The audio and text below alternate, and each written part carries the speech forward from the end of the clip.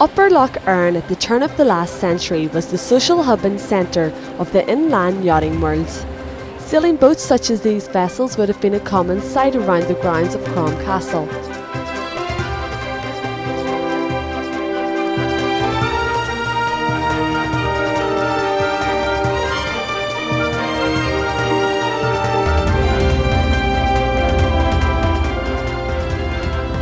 (1913) was the year that the last major regatta took place.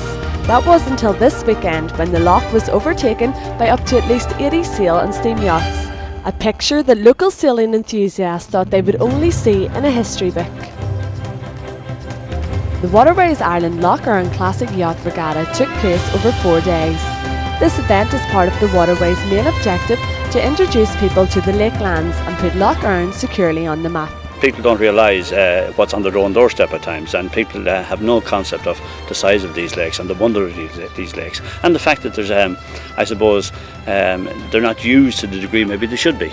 But yes, people from all over, when they come here, they think it's absolutely fabulous, and it really is. Look around you, it's magnificent. In Enniskillen, and if you get it right and you get the right time, I've been up the lake and as it goes towards evening, and the stars are in the skies and the water is like glass and the sky is reflected into glass. I don't think you can get that anywhere in the world. Absolutely magnificent. Yachts travelled from across the UK and Ireland to take part in the races. One of the highlights of the weekend's activities was a series of races between two of Linton Hope's One designs. We got an invitation because our boats were designed by Linton Hope, who designed the ferry class that sails on Belfast Lough and also sails here on Lough Erne. So we've had a challenge trophy competition between ourselves, the Broads One designs, who come from Norfolk and Suffolk in England, against the ferry class here, because they were designed by the same boat designer many years ago, around the turn of the last century. So it's been a really good competition. I think we've probably squeaked in there with a win, I think, but it's been worth coming.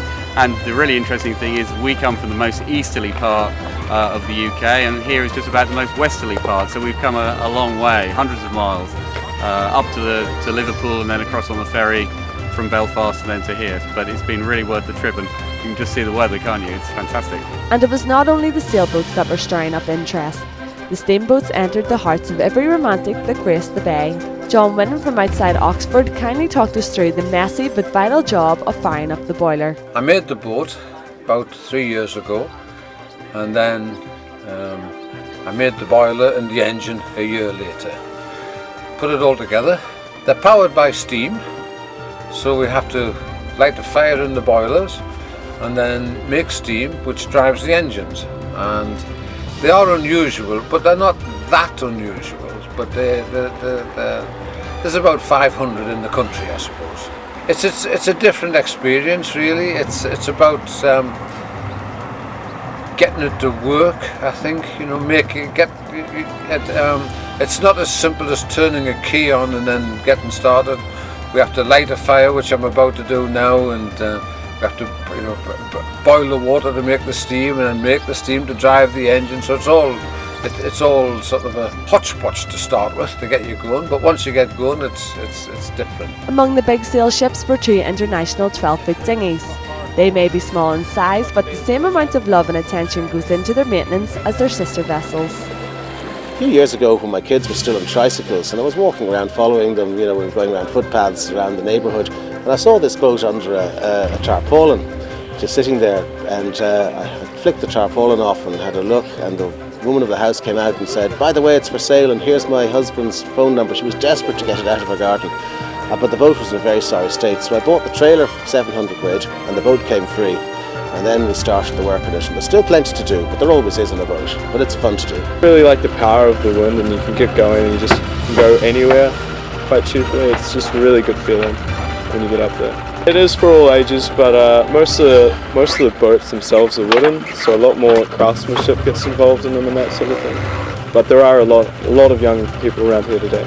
With Lough Erne being a freshwater lake, it was a welcome challenge for some of the sailors who were used to competing in open sea water. It's a different world being on the water, and then you're communicating with your crew and trying to decide where to be and where not to be, and you're watching the water, the different patterns on the water for wind, here especially, where in the sea it's different, it's constant wave, whatever wave, but here the wave can be anything. But it's lovely just to sit and enjoy the boat and watch what's going on around you as well. Every you switch off from everything else on the land, you don't think about anything but what you're doing. And people find that as sailing is a restful thing, where you're just in yourself. A great success all round, and organisers hope it won't be another 97 years before a fleet of this size will take pride of place once again on the shores of Upper Lough Erne. Aisling Hagan, Fermanagh TV.